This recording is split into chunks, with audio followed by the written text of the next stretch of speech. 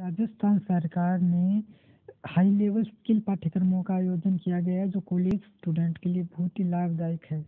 इसमें कॉलेज सरकार के जो स्किल पाठ्यक्रम होते हैं वो RSLDC की शाखा के तहत आते हैं और इसके बारे में हम आपको सारी जानकारी यहाँ पे बताएंगे कि इसके लिए आपको क्या करना होगा। देखो, इसके लिए सबसे पहले तो 16 पाठ्यक्रम है, उनका आयोजन कराया जाएगा, जिसमें से आपको 2 पाठ्यक्रमों को ही चयन करना है। जैसे आप 2 पाठ्यक्रम का चयन करते हो तो यदि आपका प्रथम वर्ग के पाठ्यक्रम में प्रवेश नहीं मिलता है तो द्वितीय वर्ग के चयन में कोर्स में प्रवेश वर्तिया दी जाएगी, अर्थात द्वितीय कोर्स में आपको प्रवेश दिया जाने की कोशिश की जाएगी। और इसके लिए रजिस्ट्रेशन है वह http://GLE/Z3BVFS इस पर आप क्या कर सकते हो, रजिस्ट्रेशन करवा सकते हो, इन पाठ्यक्रमों में भाग ले सकते हो और आपका टेस्ट होगा जिसके कारण आपका एडमिशन होगा। यदि आप अच्छा प्रदर्शन करते हो तो फिर आप इन पाठ्यक्रमों में भाग ले, हाँ, इनमें आपका एडमिशन तो हो जाएगा, परंतु यदि आप अच्छा प्रदर्शन करते हो तभी आपको स्किल पाठ्यक्रम आयोजन होगा। जो स्किल दिया जाएगा उसमें डिग्री केवल 3000 स्टूडेंटों को ही दी जाएगी। कितने को? 3000 स्टूडेंटों को। अच्छा, जो हाई ऊपर टॉप आते हैं ना स्टडी करके अच्छा स्किल सीखेंगे उनको 3000 को इसका क्या दिया जाएगा, सर्टिफिकेट दिया जाएगा। और इसका रजिस्ट्रेशन करवाने की लिंक है वो ये है formstory.GLE/3FO।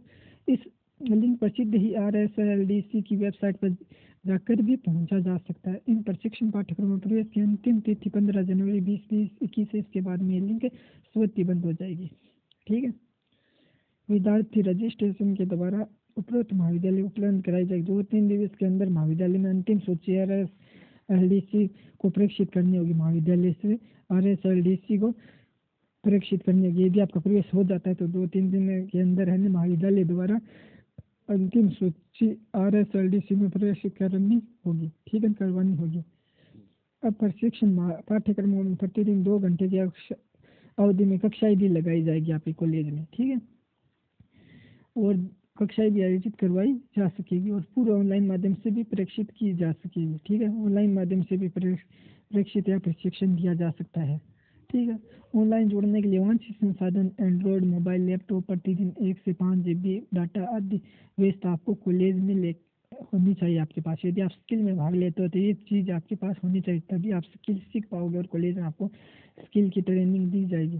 परंतु आपके पास यदि मोबाइल है या लैपटॉप है, इनमें से एक होना चाहिए। आप एंड्रॉयड मोबाइल होना चाहिए या लैपटॉप होना चाहिए और 1 से 1.5 GB डाटा आपको प्रतिदिन इसके लिए चाहिए, स्किल के लिए। ठीक है, ये आपको कॉलेज में लेकर जाना है, तभी आपको इससे ऑनलाइन जो स्किल कार्यक्रम आयोजित होता है उसमें ऑनलाइन प्रशिक्षण और आपको दिया जाएगा, वो इनकी आवश्यकता होगी। ठीक है, 20-21 में प्रशिक्षण पाठ्यक्रम में समस्त राज्य के महाविद्यालय में केवल 3000 विद्यार्थियों को ही प्रवेश दिया जाएगा और जो प्रवेश है 3000 विद्यार्थियों को मिलेगा। इसके बाद कोई चांस नहीं है, अर्थात आप अच्छा प्रदर्शन करते हो तो 3000 विद्यार्थी इसमें प्रवेश होगा और बाकी सेंस रह जाएगी। इन प्रशिक्षण पाठ्यक्रम में प्रवेश के लिए आधार नंबर आवश्यक है, अर्थात जो आपका टेस्ट होगा उसमें आप यदि अच्छा प्रदर्शन दिखाते हो तो 3000 विद्यार्थियों का सिलेक्शन होगा, उसमें आपका भी सिलेक्शन हो जाएगा।